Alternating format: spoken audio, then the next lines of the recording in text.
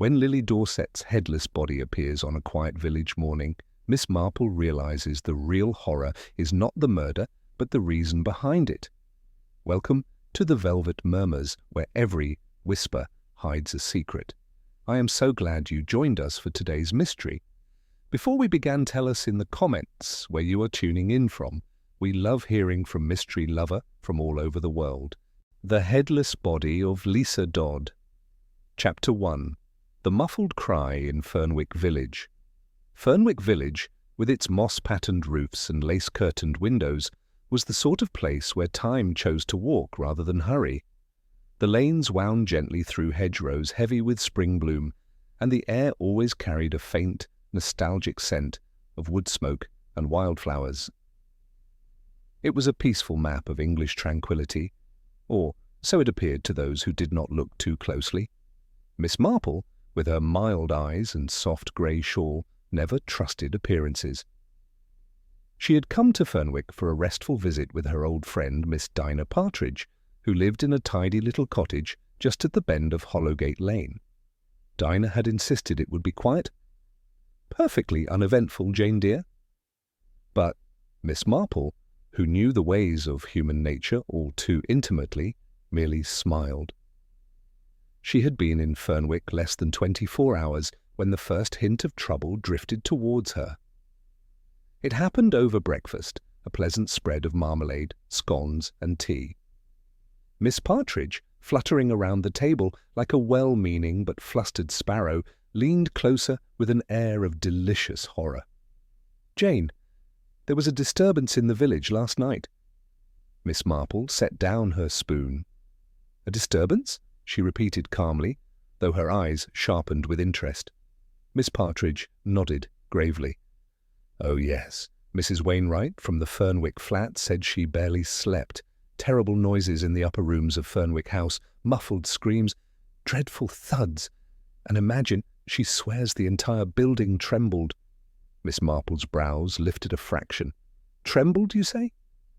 As if someone were chopping wood inside," Miss Partridge said, lowering her voice theatrically. "At nearly 10 o'clock at night." Miss Marple folded her hands. "One seldom chops wood at such an hour," she murmured. Her friend continued. "And the upstairs door was left slightly ajar. They never leave it that way, Jane. Never." Miss Marple's mind ticked quietly. She had seen the young occupant of that flat, Miss Lily Dorset, only once during her arrival yesterday. A gentle, shy girl, visibly pregnant, with soft brown hair and the hesitant smile of someone used to apologizing for existing. Her eyes held a certain brittleness, the kind that reminded Miss Marple of sparrows caught in the wrong storm. "And her young man?" Miss Marple asked lightly. "Oh, Andrew Hallowell," Miss Partridge said with disapproval. "Brooding sort, stormy, the kind who slams doors for punctuation." Miss Marple nodded faintly. Yes, she remembered the shadows on Lily's arms, quickly concealed. The timid way the girl glanced at Andrew as though checking whether she was permitted to speak. Miss Marple noticed everything. Just then, a sharp knock rattled the cottage door. Miss Partridge jumped. "Oh dear, that must be Mrs. Blythe. She's already been around twice, chattering about something ghastly at Fernwick House."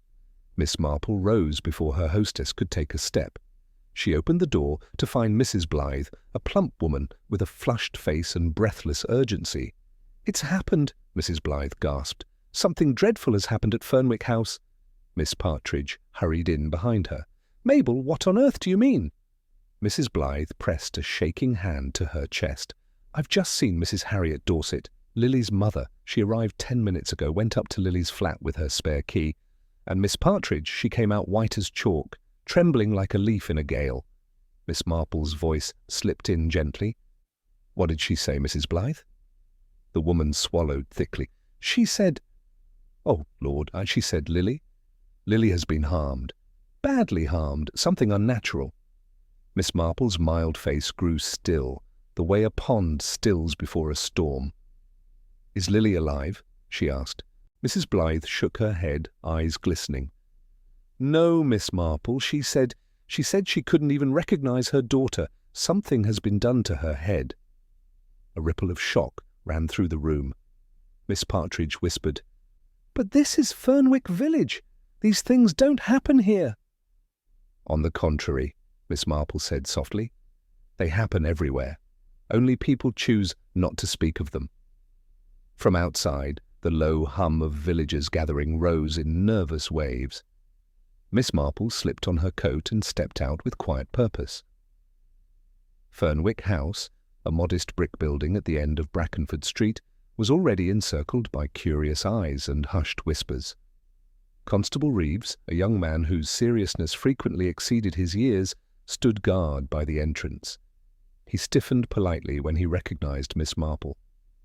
"Best stay back, miss," he said gently. "Nasty business inside."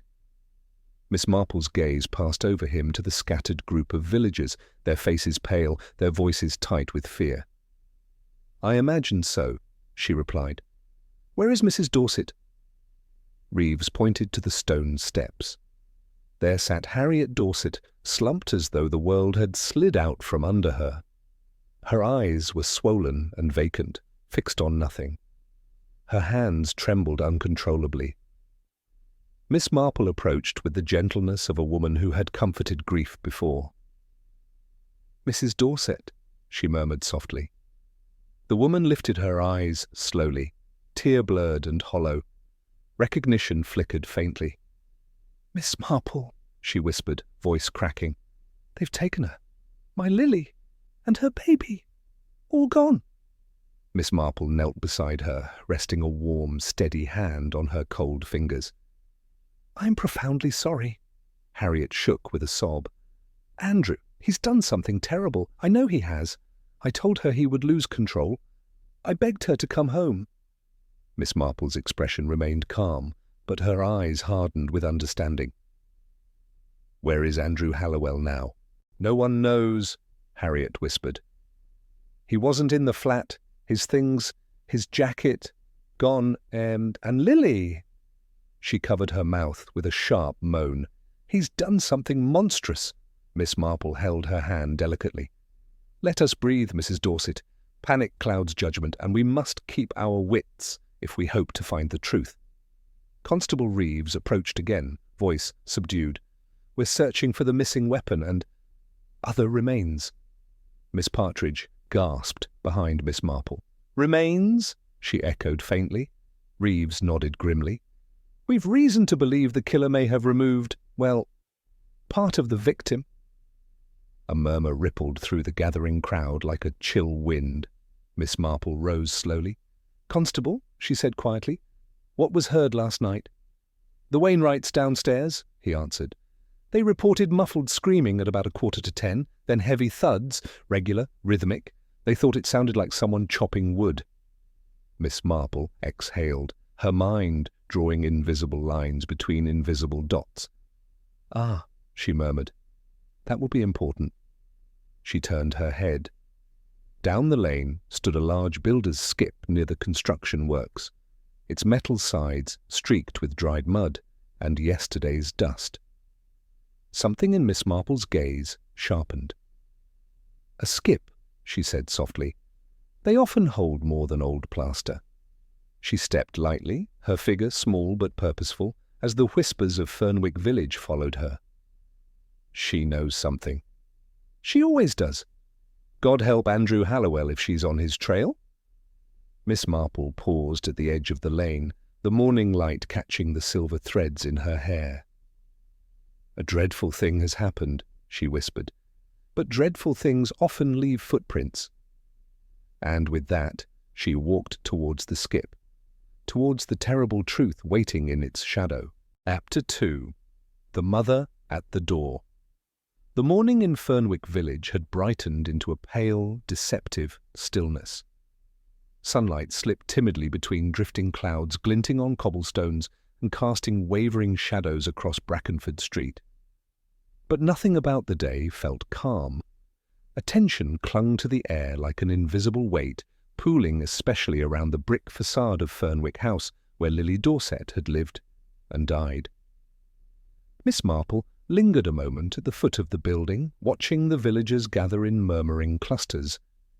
Their faces were drawn, their shoulders hunched, as if the news had pressed decades of sorrow upon them in a single hour. Grief, Miss Marple knew, did not merely arrive, it seeped.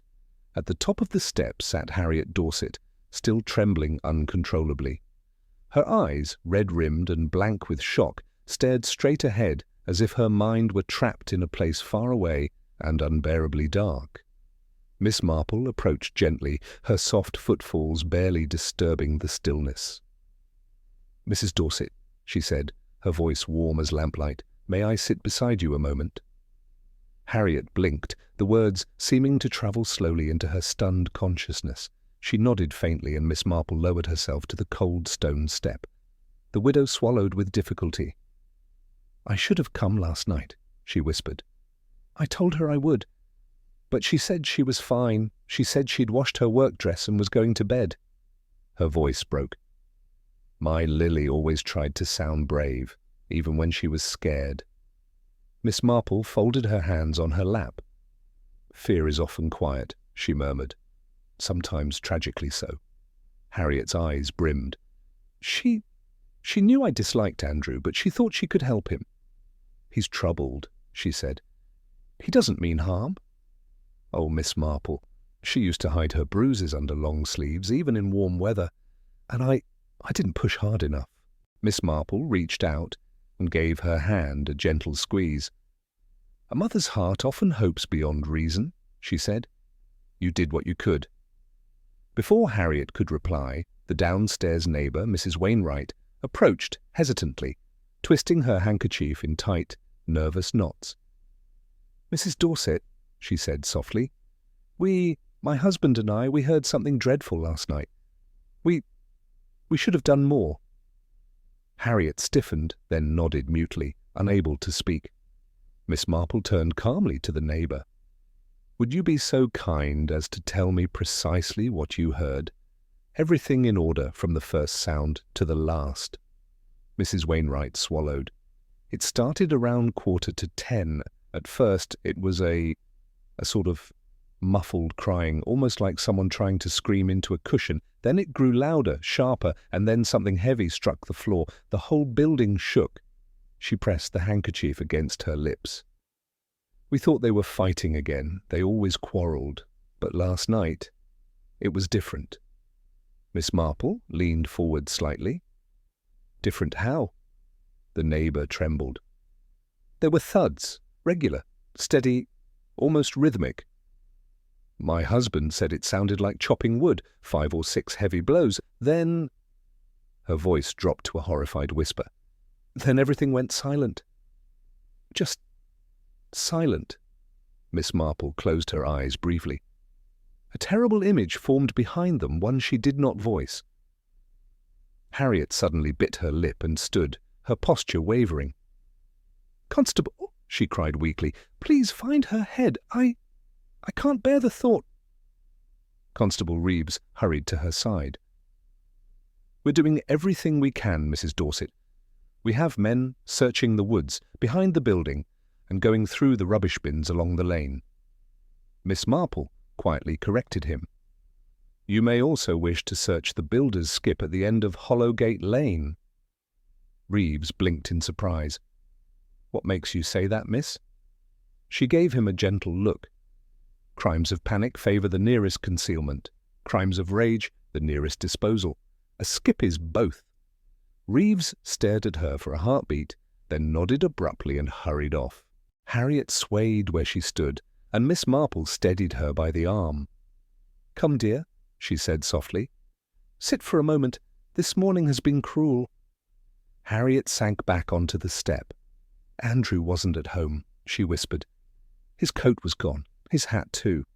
Oh, God, what if he shaved off his hair? What if he—" Miss Marple looked at her sharply. "Did he often change his appearance suddenly?" Harriet nodded, brushing tears from her cheeks. "When he grew agitated. His sister Pippa told me once that he would vanish for days, then return shivering and hollow-eyed, muttering about starting fresh. Sometimes he'd cut his hair short or burn old clothes. He said he didn't want to look like himself. Miss Marple's eyes narrowed slightly. A curious ritual, she murmured. One associated with guilt, or the desire to escape one's own reflection. Before Harriet could respond, Peter Grimsby, the builder who worked down the lane, came rushing toward them, his face pale as chalk dust. "Constable Reeves sent me," he gasped. "Said you should know at once." Miss Marple stood. "What is it, Mr. Grimsby?" The man wiped his brow with a trembling hand. "There's a laundry basket in the skip, white wicker, heavy, and—" He swallowed hard. "There's a towel-wrapped object inside." A collective gasp rippled through the villagers. Harriet Dorset let out a strangled sob. "No, no, no." Miss Marple's expression did not change, but her eyes darkened with sorrow. "Mr. Grimsby," she asked softly, "was there anything else?" He nodded shakily. "A knife, miss, a serrated one, short blade, blood along the teeth." Miss Marple exhaled slowly. "Just as I feared." As Constable Reeves and 2 other officers hurried toward the skip, Miss Marple guided Harriet gently to her feet. "Mrs. Dorset," she said, "are you able to walk a little and sit inside my friend's cottage? You need warmth." Harriet hesitated. "I can't leave, Lily." Miss Marple clasped her hand firmly. "Your daughter no longer needs your presence here, but she will need your courage. Later. Come." Just then, a short, stout woman in an apron bustled forward, Mrs. Galway, the village baker. "Harriet, love, come inside with me," she urged. "I'll make you tea. You mustn't stay here in the cold." Harriet nodded numbly and allowed herself to be led away. Miss Marple remained on the steps, watching the officers move with taut urgency. The villagers crowded closer, their whispers swelling like a rising tide. "Her head in the basket. That poor girl. Andrew must have done it. Such evil, right in Fernwick." Miss Marple's eyes did not move from the skip at the end of the lane. She spoke softly, almost to herself. "The mind of a violent man rarely snaps without warning. The signs are always there. Lily saw them, lived them, feared them, but fear is a whispering thing, easy to ignore until it becomes a scream." She clasped her hands gently in front of her. But now the whisper has become a tragedy. Constable Reeves finally approached, his face drained of colour. "Miss Marple, you were right. It was the poor girl's head, wrapped in a towel, placed as if someone didn't want to look at what they had done." Miss Marple inhaled sharply through her nose, steady but saddened. "And Andrew Hallowell?" "No sign of him," Reeves said grimly. "But someone reported seeing a lone man on foot heading past the orchard at dawn, carrying nothing." Miss Marple nodded. "Running from one's crime without a plan is as revealing as the crime itself." She began to walk slowly toward Hollowgate Lane, her soft shoes brushing lightly against the gravel. "Andrew Hallowell is not fleeing Fernwick Village," she murmured. "Not yet. Men like him never flee at once. They linger, they wander, they regret, they panic, and then—" She paused. "They make mistakes." And with that quiet, chilling note, Miss Marple stepped into the deepening mystery that Fernwick Village had tried, but failed, to hide. Chapter 3. The Laundry Basket and the Knife. The discovery in the builder's skip spread through Fernwick Village like smoke through rafters, thin, creeping, and impossible to ignore. By mid-morning, every villager knew that Lily Dorset's severed head had been found wrapped in a towel inside a wicker laundry basket. And with that knowledge came a trembling horror that settled over Fernwick like an unwelcome fog. Miss Marple walked quietly beside Constable Reeves as he led her to the foot of Hollowgate Lane, where the skip stood in harsh, unrepentant daylight. The metal bin was half filled with plaster, splintered wood, and coils of wiring, ordinary refuse from the renovation project next door. But its ordinariness now felt obscene. Mr. Peter Grimsby, the builder, hovered nearby, wringing his cap with pale fingers. I didn't touch the basket again, miss," he stammered. "I only lifted the lid to throw in some old plaster. Didn't know what it was at first. Just saw a towel, then the shape of something round." Miss Marple laid a reassuring hand on his arm. You did the right thing by stepping away. Constable Reeves knelt beside the skip, pointing with his pencil. We're photographing the scene before removal, but you'll want to see this, Miss Marple. The knife's on the left, near the plasterboard. Miss Marple leaned closer, her keen eyes narrowing. The knife lay half buried beneath crumbled drywall, a short-bladed kitchen knife, the kind used for slicing fruit or cutting bread, but its serrated edge glistened with dried, rusty blood. Its wooden handle bore smudge-like fingerprints made red by violence. How curious, Miss Marple murmured. Reeves raised a brow. Curious, miss. That he chose such a knife. A serrated blade requires repeated pressure. A smooth blade would have performed the deed more swiftly. Mr. Grimsby blanched. Good heavens! Miss Marple did not flinch. Men who kill in rage rarely think practically, Mr. Grimsby. They reach for what is nearest, what the hand knows. Constable Reeves scribbled notes. Seems likely Andrew Hallowell grabbed it from their kitchen. Miss Marple nodded slowly. Most likely. Her gaze drifted to the laundry basket. The white wicker, stained dark in patches, the towel wrapped with grim care around its grisly contents. She paused, her mind moving like clockwork gears. Tell me, Constable, would you say the towel was wrapped neatly? Reeves blinked. Neatly? Well, yes, ma'am, folded round it like a turban. Miss Marple's lips pressed into a thin line. That suggests hesitation, a moment of realization, perhaps even shame. Mr. Grimsby shuddered. How can anyone feel shame after doing something like that? Miss Marple looked at him gently. Human nature is complicated, Mr. Grimsby. A violent man does not cease to be human, though he may behave monstrously. Reeves straightened. If he felt shame, miss, why would he throw it away like rubbish? Miss Marple's eyes softened with something like sorrow. Because shame drives many a foolish act. It is the panic that follows rage. She stepped back, allowing the officers to continue their work. Constable Reeves kept glancing over his notes. We must locate the rest of the weaponry, he muttered. Though, it seems that was the only knife used. Indeed, Miss Marple replied. One blade, one basket, one killer. Reeves hesitated. Do you believe Andrew Hallowell killed Lily? Miss Marple paused mid-step. My dear Constable, I never believe anything quickly, but I do consider what is likely. And in this case? Miss Marple folded her hands calmly. A violent man who disappears overnight, who has left behind nothing but chaos, who shaved his hair suddenly, discarded his clothes, and abandoned the girl he professed to love. She sighed lightly. It paints a picture, does it not? Reeves grimaced. Yes, ma'am, a grim picture. A familiar one, Miss Marple corrected gently. I have seen far too many young women persuaded that their gentleness can soothe the storm of a man. Lily was one of them. Constable Reeves kept glancing over his notes. We must locate the rest of the weaponry, he muttered. Though, it seems that was the only knife used. Indeed, Miss Marple replied. One blade, one basket, one killer. Reeves hesitated. Do you believe Andrew Hallowell killed Lily? Miss Marple paused mid-step. My dear Constable, I never believe anything quickly, but I do consider what is likely. And in this case? Miss Marple folded her hands calmly. A violent man who disappears overnight, who has left behind nothing but chaos, who shaved his hair suddenly, discarded his clothes, and abandoned the girl he professed to love. She sighed lightly. It paints a picture, does it not? Reeves grimaced. Yes, ma'am, a grim picture. A familiar one, Miss Marple corrected gently.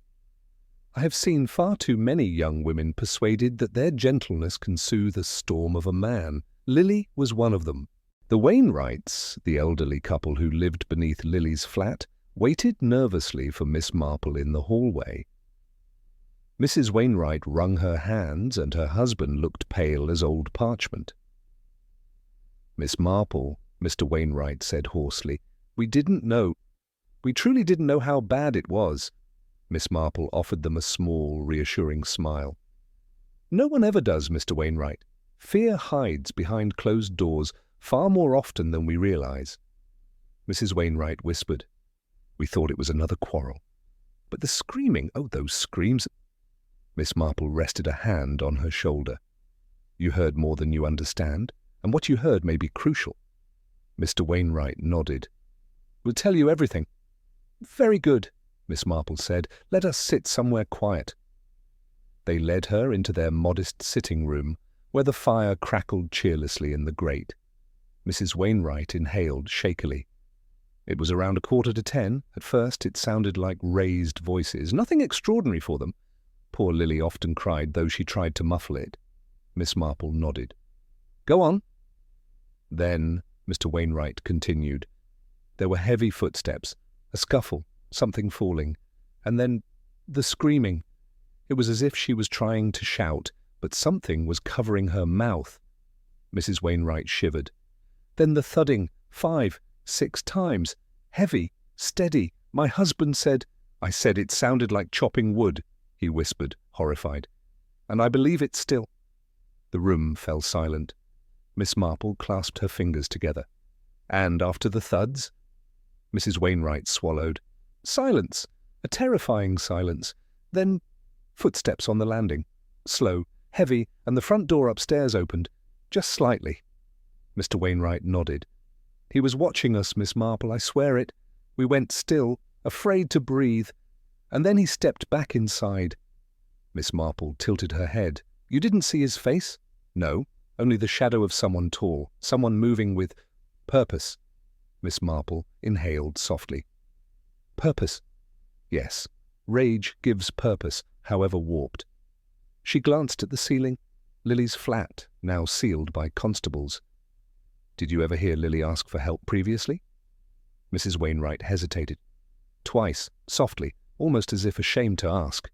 Mr. Wainwright growled under his breath. "Oh, we should have done more." Miss Marple shook her head. "You cannot blame yourselves. A woman in fear often conceals the truth even from those who wish to help."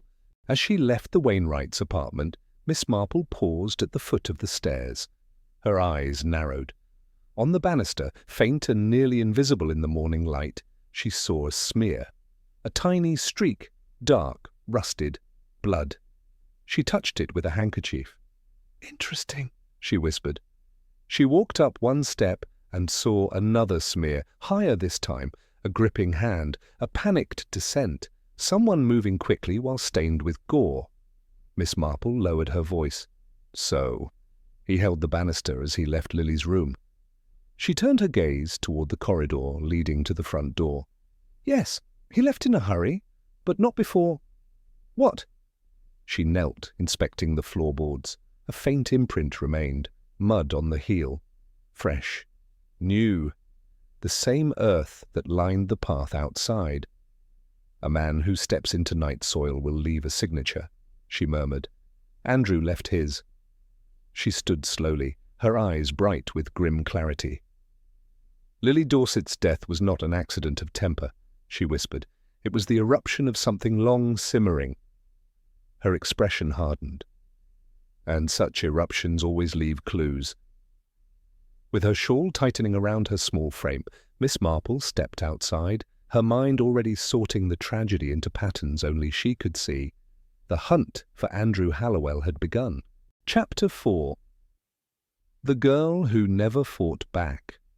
Fernwick Village was not accustomed to ugliness, and so when brutality ripped through its peaceful shell, the villagers responded the only way they knew how, by whispering at garden gates, at the baker's counter, behind half-drawn curtains. It was not malice, it was fear. Fear wearing the thin mask of curiosity. Miss Marple, however, did not whisper. She listened. She understood that in a small village, facts moved slowly, but truths travelled quickly, often disguised as mere gossip. And so, after leaving the Wainwrights' sitting room, she began her quiet journey along Brackenford Street, stopping wherever she felt a thread might be tugged. The warm scent of cinnamon buns pressed against Miss Marple as she stepped inside Galway's bakery. Mrs. Galway, a stout, bustling woman, looked up with tears still wet on her cheeks. "Oh, Miss Marple, such a tragedy," she whispered. "Sweet Lily, always so polite, never raised her voice, never even scolded the children for tapping on the window." Miss Marple smiled faintly. "She was gentle?" "Oh, yes, gentle to a fault." Miss Marple nodded slowly. "And yet gentleness can sometimes hide bruises, Mrs. Galway." The baker froze, her hand stilling over the dough. "You know, then?" "I suspected," Miss Marple replied softly. "Her eyes told me. There are eyes that plead without words. Lily had such eyes." Mrs. Galway pressed a trembling hand to her mouth. "Andrew, that boy! I've seen him drag her by the arm, right outside my shop. She always laughed it off. 'Just teasing,' she'd say. But no one pulls a woman like that for teasing." Miss Marple leaned in gently. "Did she ever confide in you?" "Once," Mrs. Galway whispered. "Only once." "What did she say?" "That she was tired." The woman's eyes filled with tears. "Tired of being scared." Miss Marple closed her eyes briefly. "Fear exhausts the soul," she murmured. "And a frightened woman often thinks leaving will make things worse." Mrs. Galway nodded. "That's exactly what she said, that if she left him, he'd come after her." "And so she stayed," Miss Marple whispered. "And so she stayed," Mrs. Galway echoed. Miss Marple's next visit was to Mrs. Blythe, the village information hub, whether one wanted it or not. Mrs. Blythe met her at the door with swelling emotion. "Oh, Jane, dear, Lily was always such a slip of a girl, wasn't she? Frail, nervous. You always felt she'd blow away in a strong wind." Miss Marple stepped inside with a calm nod. "People often mistake fragility for weakness. I don't believe Lily was weak." Mrs. Blythe dabbed her eyes. "I suppose not, but she never defended herself. Not once." Miss Marple sat, her hands folded neatly. "Sometimes silence is not surrender, it is survival." Mrs. Blythe sniffed. "Andrew never liked me. Whenever I waved at Lily, he'd glare at me across the lane like I was meddling." Miss Marple's eyebrow lifted ever so slightly. "Meddling, Mrs. Blythe, is a word used by people who are frightened of being seen for what they are." Mrs. Blythe gave a watery laugh. "Oh, Jane, you always do say the sharpest things in the softest voice." Miss Marple continued kindly. "Did they argue often?" "Endlessly," Mrs. Blythe said. "At first it was just shouting, then things breaking, then bruises. I told her once, 'Lily, you need to get away.' She just smiled sadly and said Andrew wasn't himself sometimes." Miss Marple felt a deep sadness settle inside her. That, Mrs. Blythe, is the tragedy of kind-hearted girls. They often think their love is medicine. As Miss Marple walked across the green, she found Mr. Joseph Carraway, the landlord of Fernwick House, pacing anxiously beneath the shade of a chestnut tree. He removed his hat when he saw her. "Miss Marple," he greeted, his voice heavy. "This business has shaken us all." Miss Marple offered a small, solemn nod. "You knew Lily well?" Mr. Carraway sighed. "I've rented flats for 30 years, miss. I can always tell when a tenant is unhappy. But Lily, she seemed frightened of upsetting Andrew, always checking the windows, jumping when a door shut too loudly." Miss Marple watched him carefully. "Did Andrew treat the property carelessly?" "Oh, yes. Broke things in anger, once dented the stair rail with his fist. When I asked what had happened, he muttered something about tripping and stormed off." Miss Marple's eyes flickered. "The stair rail?" she repeated thoughtfully. "That's right." Miss Marple filed that detail away neatly. "Did Lily ever come to you about him?" she asked. Mr. Carraway hesitated. "Once, only once. She asked me if I thought she could break her lease early." "For what reason?" "She said—" He swallowed, his voice cracking. "She said she didn't want her baby to grow up afraid." Miss Marple inhaled sharply. "She tried then. She tried to leave." "Yes," Mr. Carraway whispered, "but Andrew found out, and after that, she stopped asking." By midday, Miss Marple had learned more about Lily Dorset than Lily had ever dared say aloud. that she had been gentle, that she had been frightened, that she had believed she could help Andrew, and that she had been wrong. It was a familiar story, achingly familiar. Miss Marple had seen the pattern before in nearly every village across England. A quiet woman, a volatile man, hope stretched thin as thread, and danger nesting in silence. But this time the ending had been uglier than most. Before returning to Miss Partridge's cottage, Miss Marple stopped once more outside Fernwick House. Constable Reeves was still there, consulting with an inspector from the nearby town. "Miss Marple," Reeves said, "we've searched Andrew's flat. No weapon, no blood-stained clothes, nothing." "Of course there is nothing," Miss Marple said gently. "Andrew is impulsive, but not entirely foolish." Reeves frowned. "You think he destroyed the evidence?" "Destroyed?" Miss Marple echoed. "No, a man in panic rarely thinks so clearly, but he would discard it, and hurriedly." The inspector joined in. "We've checked the bins and skip. That's where we found the basket, but no sign of his clothes." Miss Marple's gaze drifted toward the orchard road. "He left at dawn," she murmured. "On foot, with nothing in his hands. But what did he leave behind him before he walked away?" Reeves looked puzzled. His flat looked clean. Miss Marple's voice dropped to a whisper. "But men who kill violently always leave something behind. The question is, did he realize what he left?" Reeves leaned closer.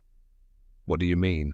Miss Marple pointed toward the stair rail where she had noticed earlier the faint dent matched by a rusty smear. "A fingerprint of guilt," she said softly, "streaked along the banister, a handprint soaked in blood." Reeves paled. "Good heavens!" Miss Marple nodded. "Andrew Hallowell was in such a state of frenzy that he did not wipe his hand before leaving. That smear is proof not only of his presence, but of his panic." The inspector scribbled vigorously. "That's enough to issue a warrant." Miss Marple shook her head gently. "A warrant, Inspector, is useful. But what you need now is understanding." "Understanding?" Reeves echoed. "Yes," Miss Marple said. "To understand a killer, one must understand what he fears." She turned her eyes toward the winding path leading out of Fernwick Village. "And I believe Andrew Hallowell is very afraid indeed." Chapter 5. The Boy with the Breaking Mind. The wind shifted over Fernwick Village that afternoon, carrying with it a quiet unrest. Curtains, which usually fluttered like gentle lace, now seemed to twitch nervously. People walked quicker, spoke softer, and wondered, behind closed doors, what happened to a young man's mind before it shattered completely. Miss Marple sensed the tension instantly. Fernwick had always been a place where troubles arrived in small, manageable doses: wilting roses, missing hens, or the occasional quarrel about boundary hedges. But murder, particularly a murder of such grotesque nature, rattled even the most hardened gossips into silence. And so Miss Marple knew precisely where she must go next. Andrew Hallowell's family lived at the far end of Wickermoor Lane, a narrow road framed by towering sycamores. Their house was modest, with paint peeling from the shutters and a bicycle rusting quietly against the wall. Miss Marple knocked gently. The door opened to reveal Mrs. Hallowell, a tired woman in her late 40s, with red-rimmed eyes and hands that trembled even when she tried to clasp them together. Her face hardened when she recognized Miss Marple. "You've come about Andrew," she said, her voice cracking. Miss Marple nodded softly. "I believe understanding him may help stop further harm." The woman sighed and stepped aside. "Then you'd better come in." The sitting room smelled of lavender polish and stale air.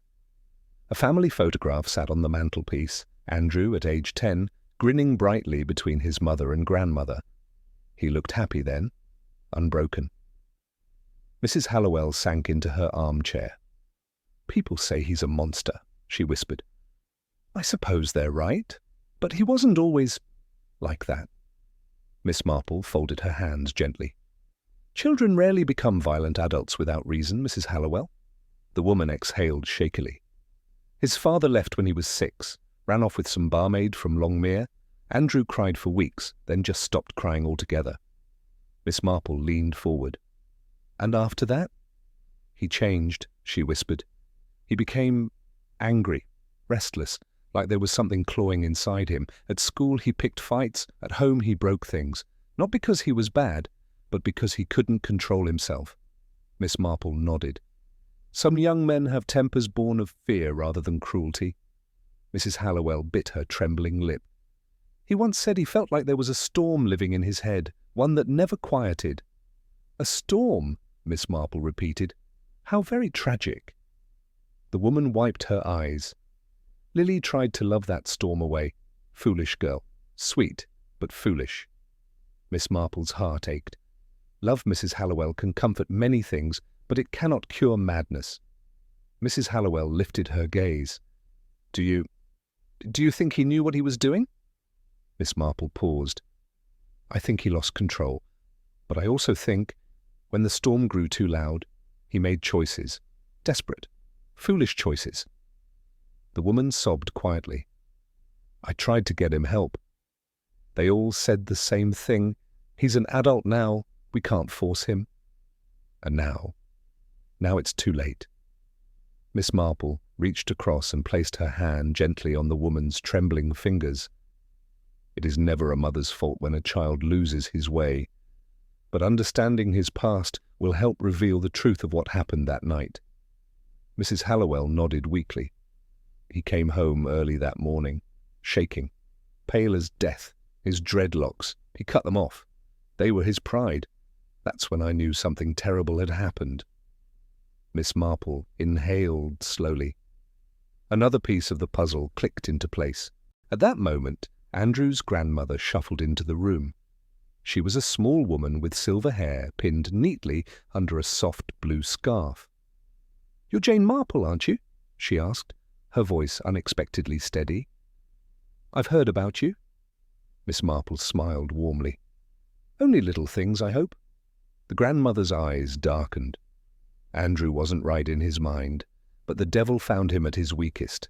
That girl, Lily, she was good for him, grounded him, but he feared losing her more than he feared God.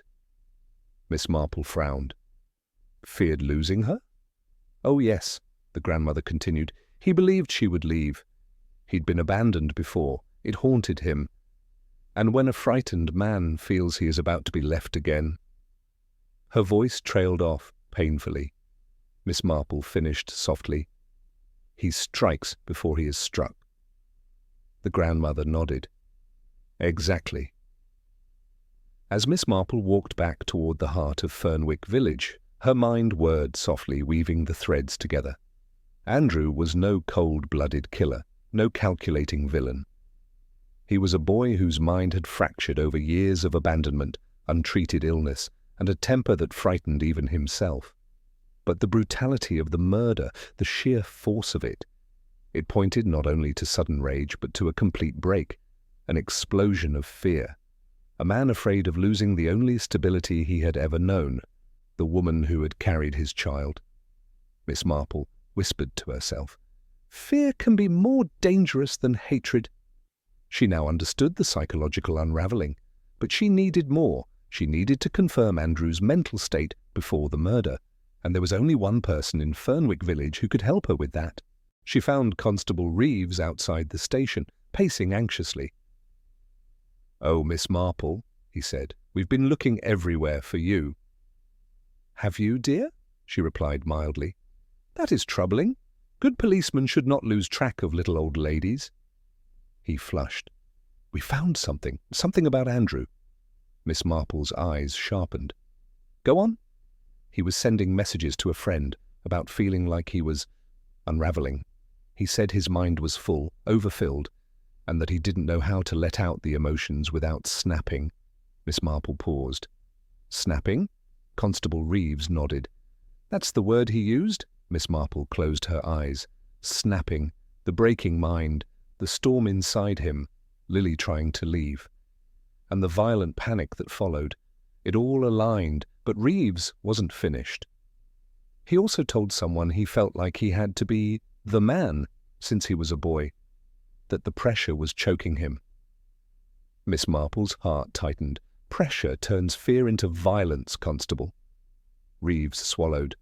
And after the murder, he didn't run. He didn't hide. He cut his hair, threw away his clothes, then walked to his mother's house like he could. "Start over?" Miss Marple murmured. A child's attempt at rebirth after committing an unforgivable sin. Reeves stared at her, shaken. "Miss Marple, do you think he even understood what he'd done?" Miss Marple looked out over Fernwick Village, where the ivy glowed softly in the late afternoon light. "I think," she said quietly, "that Lily died not at the hands of a monster, but at the hands of a boy who broke faster than he could be repaired." As she turned to leave, Miss Marple added softly, almost to herself, "But understanding the storm is not enough. We must now discover what triggered it." Because there were still unanswered questions. Why that night? Why that hour? Why so violently? Miss Marple's eyes narrowed with new determination. She would find the answers. She always did. Chapter 6. The night the storm burst. Fernwick Village had a peculiar stillness that evening, an oppressive calm that seemed to hush even the birds in their hedgerows.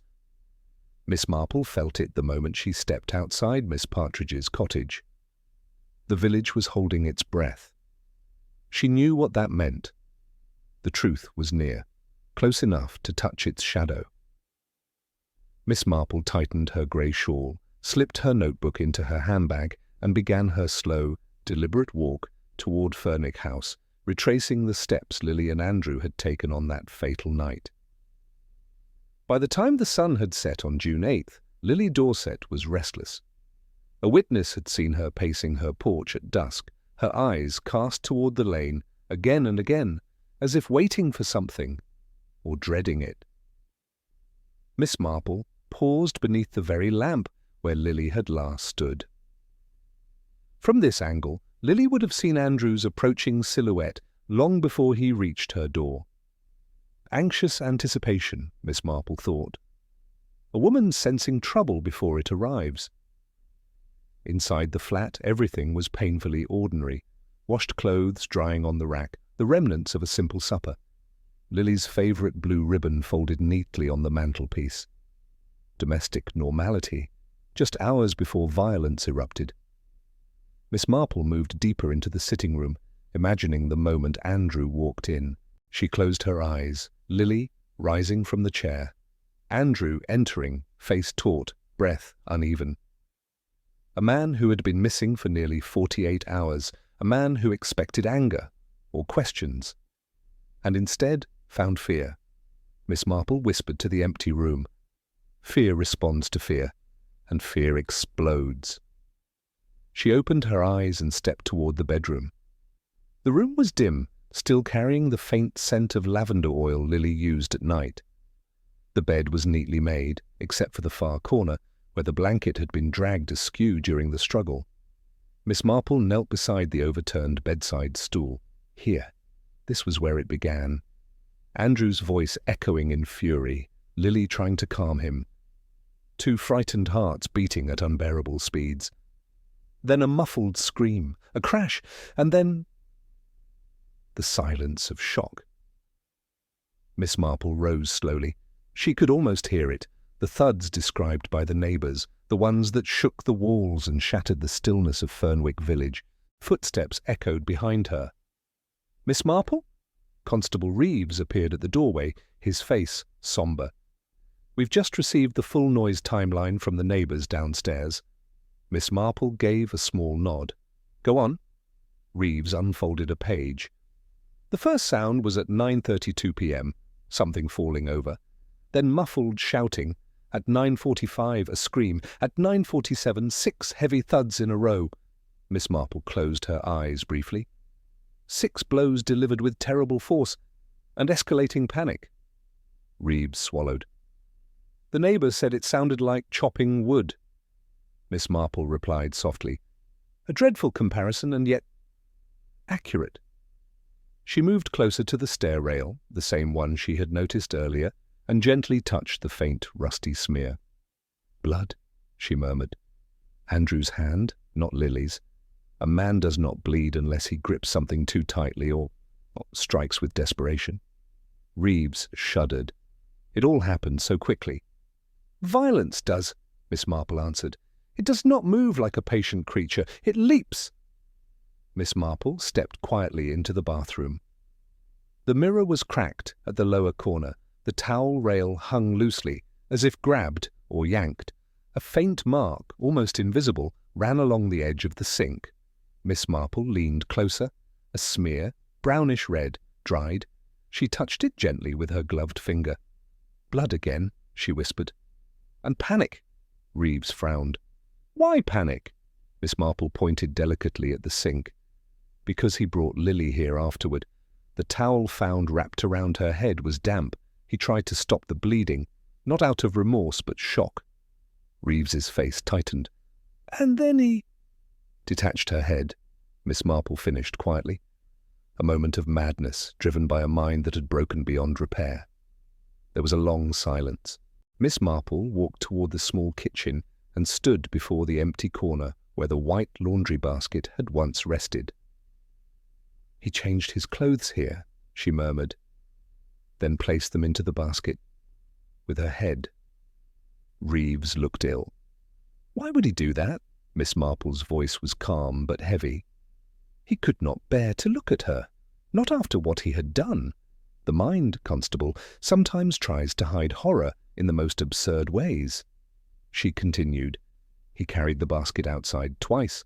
The first time he realized he had forgotten the keys, he was frantic, disorganized, terrified." Reeves stared at her. "How can you know all this?" Miss Marple gave a small, weary smile. "My dear boy, when you have spent decades understanding the darkest folds of human nature, the pieces reveal themselves." Reeves accompanied her outside. They slowly followed Andrew's path, down the stairs, across the courtyard, past the rose hedge, through the broken gate, and into the narrow alley leading to the smoke shop dumpster. Miss Marple stopped at the exact spot where the CCTV captured Andrew throwing the basket into the bin. She looked up at the faint glow of the street lamp. "This is where he made his final mistake," she murmured.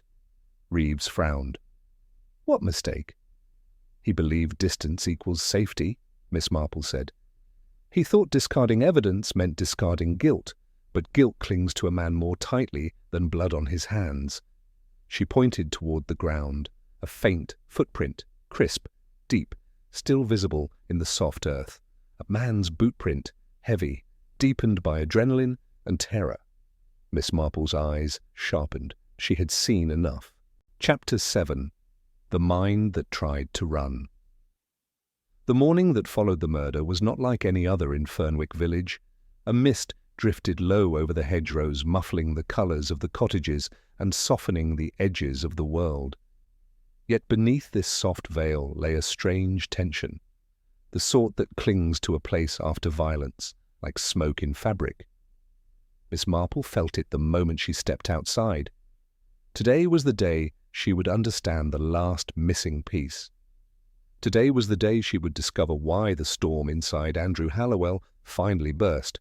She walked with her small, brisk steps toward the station, where Constable Reeves waited anxiously. "You were right, Miss Marple," he said breathlessly. "Andrew didn't flee the county. He returned to his mother's house in Wickamore Lane at dawn." Miss Marple nodded softly. "A frightened man rarely runs far. He runs home." Reeves swallowed. "We've gathered statements from his family, and—" "Miss Marple, it's worse than we thought." Miss Marple's eyes sharpened. "In what way, dear?" Reeves lowered his voice. He arrived at his mother's door shaking, hair chopped off, blood on his hands, whispering about a fresh start. Miss Marple inhaled slowly. "Of course, remorse disguised as rebirth. Children do it after breaking a toy. Adults, after breaking a life." Reeves stared at her. "You make it sound almost tragic," Miss Marple replied gently. "Violence is always tragic, Constable, but understanding it does not mean excusing it." They began walking together toward the bridge that connected the village to the neighboring lane. Chapter 7. The Mind That Tried to Run. The morning that followed the murder was not like any other in Fernwick Village. A mist drifted low over the hedgerows, muffling the colours of the cottages and softening the edges of the world. Yet beneath this soft veil lay a strange tension, the sort that clings to a place after violence, like smoke in fabric. Miss Marple felt it the moment she stepped outside. Today was the day she would understand the last missing piece. Today was the day she would discover why the storm inside Andrew Hallowell finally burst. She walked with her small, brisk steps toward the station, where Constable Reeves waited anxiously. "You were right, Miss Marple," he said breathlessly. "Andrew didn't flee the county. He returned to his mother's house in Wickamore Lane at dawn." Miss Marple nodded softly. "A frightened man rarely runs far. He runs home." Reeves swallowed. "We've gathered statements from his family. And, Miss Marple, it's worse than we thought." Miss Marple's eyes sharpened. "In what way, dear?" Reeves lowered his voice. He arrived at his mother's door shaking, hair chopped off, blood on his hands, whispering about a fresh start. Miss Marple inhaled slowly. "Of course. Remorse disguised as rebirth. Children do it after breaking a toy, adults after breaking a life." Reeves stared at her. "You make it sound almost tragic." Miss Marple replied gently. "Violence is always tragic, Constable, but understanding it does not mean excusing it." They began walking together toward the bridge that connected the village to the neighbouring lane. They reached the wooden bridge, where the water below rippled gently, carrying secrets toward the old mill. Miss Marple stopped and looked out across the current. "This is where it happened," she whispered. Reeves frowned. "Where what happened, Miss Marple?" Miss Marple lifted her chin slightly. "Where Andrew realized Lily was going to leave him." Reeves froze. "Leave him?" Miss Marple nodded. "Yes, that is the missing thread, Constable. Everything else we have learned is only the canvas, but the motive at the spark lies in a single moment of misunderstanding." Reeves's brow furrowed. "But how do you know that?" Miss Marple began walking again, her voice calm and measured. "Consider the timeline. Lillian's washed her work clothes, prepared her supper, and then began pacing. She texted her mother repeatedly that she was frightened. She even asked her landlord about breaking her lease." Reeves inhaled sharply. "Yes," Miss Marple said, "she was preparing to leave." "But she never told Andrew?" Reeves whispered. Miss Marple's voice softened. "She didn't have to. Men like Andrew can sense abandonment long before it is spoken aloud." Reeves shook his head. "But what made him snap that night? He'd had fights with her before." Miss Marple turned toward him, her eyes bright with understanding, because that night Lily was no longer pleading, no longer making excuses. She was calm, detached, and nothing terrifies a desperate man more than the calmness of a woman who has already made up her mind. Reeves swallowed hard. "Oh, God," he whispered. She had finally decided to go. "Yes," Miss Marple said quietly, and Andrew saw it in her eyes when he entered the room. He realized he had lost her, that she had emotionally stepped away. For a man whose entire world rested upon one fragile relationship, that loss was unbearable. Miss Marple continued walking, her voice trembling slightly. It began as a quarrel, Lily asking questions, Andrew denying where he'd been, she asking again, he becoming defensive, voices rising, she stepping away. She paused, and he interpreted her step back as abandonment itself. Reeves whispered, "That's when he attacked." "Yes," Miss Marple said, "not out of hatred, but out of catastrophic fear." They walked in silence for a long moment. Reeves finally said, "You make it sound like—" "He didn't want to kill her." Miss Marple sighed deeply. "He didn't. Not consciously, but panic is a wild, ugly thing. It takes over the body. It convinces a man that destruction is the only way to stop pain." She turned to Reeves, and in that blind moment, guided by fear, not thought, he killed the one person he loved. Miss Marple identifies his next step. They had reached the end of the lane now. The Hallowell house was just visible through the thinning fog. Miss Marple stopped again, her eyes narrowing. "And now," she said, "you must be prepared for what he will do next." Reeves stiffened. "Next? We already have a warrant. We're searching for him." Miss Marple shook her head gently. "Constable Reeves, a man like Andrew does not run forever. Nor does he surrender." Reeves looked uneasy. "Then what does he do?" Miss Marple's voice lowered to a chilling whisper. "He returns." Reeves blinked. "Returns? To the village?" Miss Marple nodded. "To the scene. To the place where the storm began. To the place where guilt was born." "But why would he—" "Because killers with shattered minds," Miss Marple said softly, "are drawn back to their crimes. They walk in circles, Constable, circles of grief, rage, and confusion." She lifted her face toward the faint wind drifting from Fernwick Village. "And Andrew Hallowell will come back here, to Fernwick House, to Lily's door. When he does, the final truth will reveal itself." Reeves swallowed hard. "Then we need officers there immediately." "Yes," Miss Marple said, "before he reaches the second stage of madness." Reeves stared at her, fear blooming across his face. "Second stage," Miss Marple whispered, "the stage where despair becomes deadly." As Constable Reeves sprinted toward the station to alert the others, Miss Marple remained standing at the edge of the lane, her shawl fluttering softly. Her voice, barely audible, drifted into the cold morning air. "Poor Lily! Poor broken boy!" "And poor Fernwick Village, for the storm is not over yet." Chapter 8.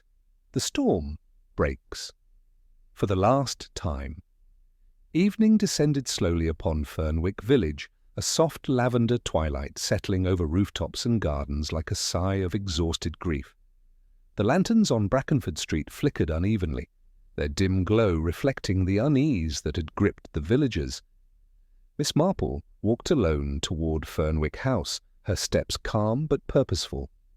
Fernwick had been restless all day, windows opened and shut without reason, doors locked earlier than usual, pets whined at shadows. A storm was coming, not of rain, but of reckoning. Constable Reeves and 2 officers were already stationed discreetly behind the hedges, one positioned inside the building, instructed to remain perfectly silent. Miss Marple had insisted on secrecy. "Andrew will not return if he sees authority," she had said. "He will come only if he believes Lily is still calling him." Reeves had shuddered at the thought. "You make it sound like a haunting," Miss Marple merely replied. "Guilt is its own ghost." Miss Marple seated herself on the bottom stair just inside the entrance hall of Fernwick House. The building was dim and still. The faint scent of lavender drifted from Lily's flat upstairs, carried on a current of cold air that seeped through the broken window latch. She rested her handbag beside her, folded her hands neatly over her lap, and waited. Crime-solving, she often said, was not about brilliance. It was about patience. The clock in the hall ticked slowly. 5 minutes, 15 minutes, an hour. Reeves paced silently across the courtyard outside, tension tightening his shoulders. Then at last Miss Marple heard it. A step, very soft, very hesitant, not the confident stride of a man fleeing or hunting, but the reluctant shuffle of someone pulled back to the place that broke him. Miss Marple did not turn her head. She simply listened. The steps grew louder. Scrape! Pause. Scrape. As if the man ascending the path was dragging not only his feet, but his conscience along with them. The front door creaked open an inch, then 2. A figure slipped inside, casting a long, distorted shadow across the hallway. Andrew Hallowell. His hair unevenly chopped, his clothes borrowed and ill-fitting, his eyes hollow, haunted, and glassy. He didn't see Miss Marple at first. He looked up the stairs toward Lily's door. "Lily," he whispered, voice trembling. "I'm sorry. I didn't mean to—" Miss Marple rose gently.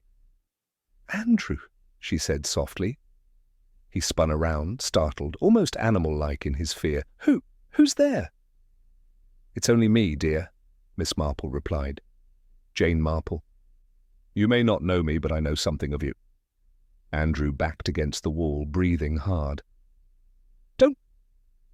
Don't come near me." Miss Marple remained perfectly still. "I won't." His eyes darted wildly toward the stairs again. I just need to see her. I need to explain. Lily listens when no one else does."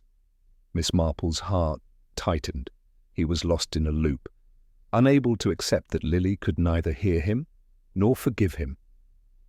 "She's waiting," Andrew whispered. "She told me once. She'd never leave me." Miss Marple replied gently. But she was frightened, Andrew. She was going to leave. She had made up her mind. The words struck him like a blow. "No," he choked. "She wouldn't. She promised. She said we were a family." Miss Marple stepped forward just half a pace, slow, controlled, soft. "Andrew, Lily was afraid, and frightened women sometimes make promises to survive their days." He covered his ears. "Stop! Stop talking. She wasn't scared of me." "But she was," Miss Marple said calmly. "And you sensed it the moment you walked through that door." Andrew trembled violently.